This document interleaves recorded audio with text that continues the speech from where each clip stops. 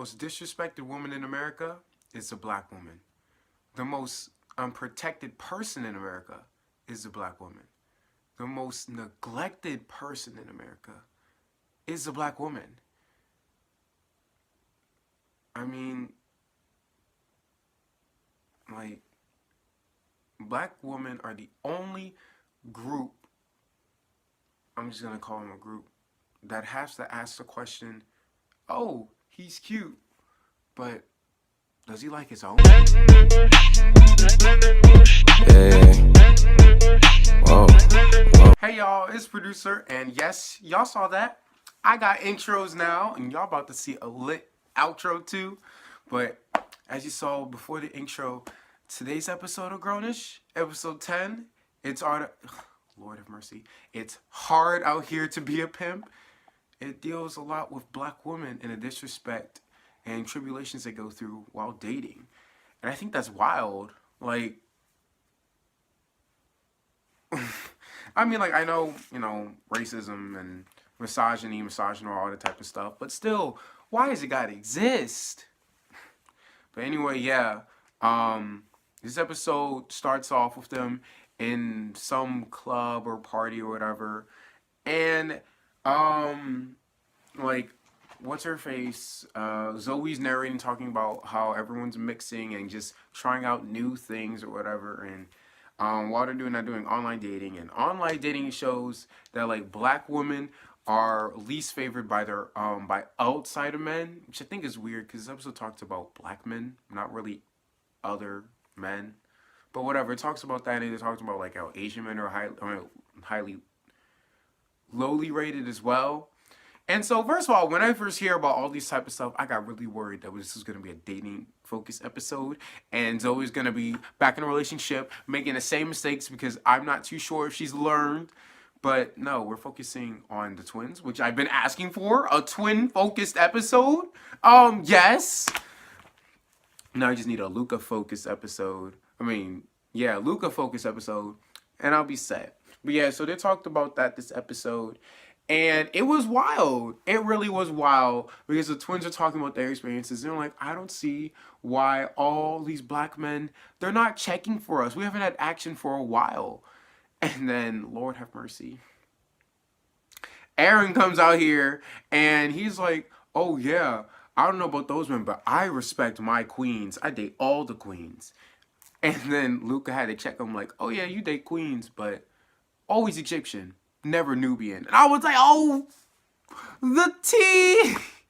That's wild. Because, like, Aaron, I guess, yeah. Okay, so Aaron's depicted to be this very woke individual. But if you don't understand colorism, or at least the fact that you have a very obvious preference and it's almost an exclusion at this point, you're not really that woke in my opinion. And like Aaron tries to fix this, but like Aaron, like, no, you literally brought Cameroonian chick just to prove a point how non-colorist you were. And I'm like, that's not how you solve a problem. It actually makes you look even worse. Like, you're trash for that. But again, this isn't about Aaron. I guess this is his own journey, as Luca said. Excuse me. And which, by the way, speaking of Luca, after he leaves, after being very rude, and not paying, he goes to work on his project with Zoe. And there's a whole B plot with them, trying to work on this fashion assignment.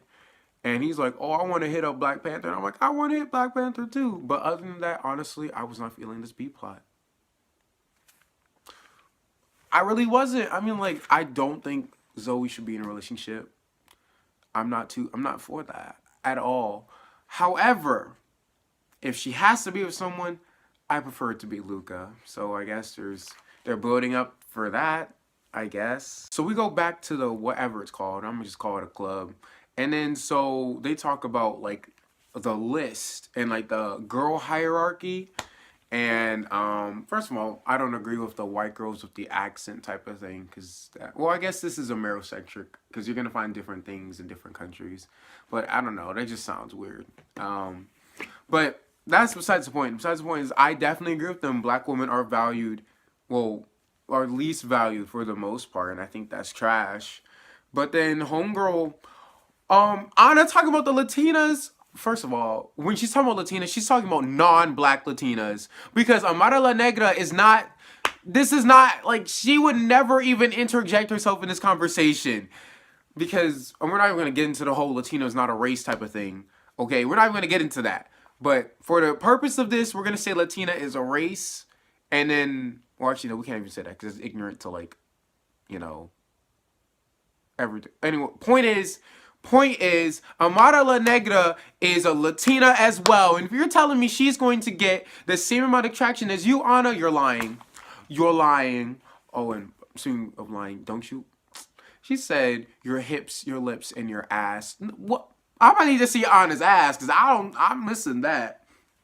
But anyway, oh, which by the way, Anna may have big lips because everyone knows in Cuba it was a slave place, so she may have some black in her, and that may give her some negroid lips. But we ain't gonna talk about that. Anyway, she was like, "Chill out, Rosetta Stone," and I was dying for that, but not as much as I was dying is when this random guy talks to Anna, and he was like, "Hey, mommy, you want to come to my house and do some Telemundo and chill?" I was, bitch, I was dead. Telemundo and chill? Oh no. Oh no, that's really bad. Oh no. But, so then later on they start talking about, again, how it's not fair. Black women have to go to type of stuff. And then Vivek comes out of nowhere. Because first of all, he says he likes black girls. And I was afraid, like, is this a fetish type of thing? It's later revealed that it's a fetish, but he didn't sound like a fetish at first because before he says like, "Oh, I like the danger," bitch, shut the fuck up. He talks about, he says the quote, the Malcolm X quote, and I was like, okay, Vivek, you low key woke, okay, because what I'm not here for is all these non-black POC not knowing how it is to be black in the United States. I mean, I don't. Well, okay, let me rephrase that. I don't have a problem if you do not know, because not everyone knows everything. But when you actively participate in ignorance, like what Anna was doing and how Nomi was doing, oh well, Nomi's white, but she's Jewish, so she's still on the POC list in my opinion, because KKK hoes don't like her. But anyway, yeah, he was a bit more woke, but like I said, he ruined it talking about black girls. They're exciting because they're dangerous or something. Like, bitch, if you don't get your motherfucking Aziz Ansari built ass, yes, I'm calling him Aziz Ansari just because he wants to be on that dumb shit. But anyway, so Aaron, after this happens, Aaron sees this chick walk by, and then, well, first of all, the lighting was bad, so I'm going to not look that light skin, but he sees this chick walk by, and they're like, oh, Aaron got that light skin eyes. And he like says, oh no, I have a problem. And I want to say this, in my opinion, this is not a problem. There's nothing wrong with Aaron liking light skins. Especially since at the end episode, it's because he looks for girls that look like his mom. That's the thing. But my bigger issue isn't that he likes light skins. It's that it looks like he only likes light skins. Like someone said on Twitter, oh, would Aaron even check for Zoe if she was a couple shades darker and had 4C hair? And I was like, I don't know. That's a good question. But yeah, Aaron, you tried it. You absolutely tried it. Because, like I said, after this, he tries and picks up this one chick, the Cameroonian chick, to prove how uncolored she is. And Aaron, you're trash. So, first of all, I just want to say that I think what they did in this episode was good. Because for the most part, I couldn't tell the difference between if it was Jazz or Sky. But I noticed this was noticed this a lot better in this episode. Jazz has a deeper voice and she talks to Chad, while Sky has a higher pitched voice and she talks to Doug. Who are these people? Well, Chad is Jazz's a little white boy interest, and Sky wasn't feeling it. She was like, "Hey," in her little in their Dean Parker voice. They're like, "Can I see you for a sec?" And so she's like, "What's up with you dating Chad? Well, not dating, but why are you talking to Chad?" And she wants to make sure that she likes him, not because she likes him. She's not talking to him because she's settling. And while that's a valid point, she didn't have to be so aggressive about it, which is why this whole fight is even here. And like then I'm gonna say the other twin, Jazz starts getting defensive and all this type of stuff. And this guy talks about they can't bring it home to dad. Yikes, that's true. And then Jazz is like, you know what, you can kick rocks. And they have this dramatic moment. And because she's angry about this, she sees Doug with this white girl leave him. And she gets upset. She walks up to him and she says, "Why do you only date black girls?" Which, side note, did y'all know that was my man's Diggy Simmons? Y'all, I remember him from Run's House. And now, look at him. Looking all grown-ish. But, yeah, I was like, wow, this is nice to see him again.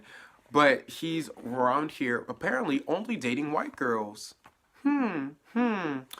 But, anyway, the twins make up in their bedroom because they talk it out and they realize there's nothing wrong with dating outside your race as long as, you know, you're dating him for him, not because you're settling type of stuff. And they're all nice. And the guy had like a 6 a.m. rock climbing class. And I'm like, that's too early. That's too early. But yeah, this is a PSA to all black men.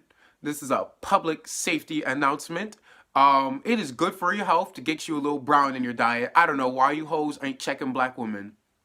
They literally birthed you and you're disrespecting them. Obviously, this isn't to every single black man because that'd be hypocritical. But you know who you are, and you know if this doesn't apply to you. So I'm just saying, if you've never dated a black girl, you should reconsider.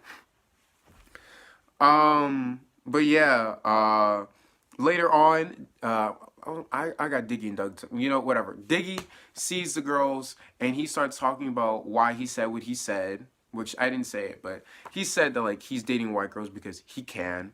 But later on, now since he's sober and stuff, he explains that like he's only dated black girls in Queens. So now he just wants to just try out all these other, well, not try out, but he wants to date all these other girls to see what it's like. And he's also, what's it called? He's also, like I said, Lord, I'm making no sense right now. Point is, he does check for black women, and he's sorry that he made the twins feel bad. Well, not really the twins. He's apologizing to Sky first, and then to Jazz. And then you see this little chemistry thing going on. Now that's a relationship I can get behind. But and then you see what's her face? You see Sky? Sky, she looked at her sister like, "Oh yeah, girl, I'll give you the alley-oop. Now you got to slam dunk." So overall, I think this episode was really good. The message was there, and the humor was there, the character development was there. This might be better. Nah. Yeah, this is better than episode 4, because episode 4 was a Cash episode. I really don't like Cash. So yeah, this is my favorite episode. Episode 10. Put that on some hierarchy. I think I said I was gonna like rank the episodes. I don't know if I'm still gonna do that. But yeah, if I were, well, regardless I am, episode 10, it's up there. But yeah, what did y'all think about the episode? I know a lot of people were really liking how they spilt the tea. And it was another nice, realistic episode. And it was down to earth and it was very real. So I just want to know y'all's specific opinions on it. I'm still not feeling Zoe trying to date though, but whatever. But yeah, that was episode 10. Thank you all so much for watching. And here's that outro I was telling y'all about. See y'all.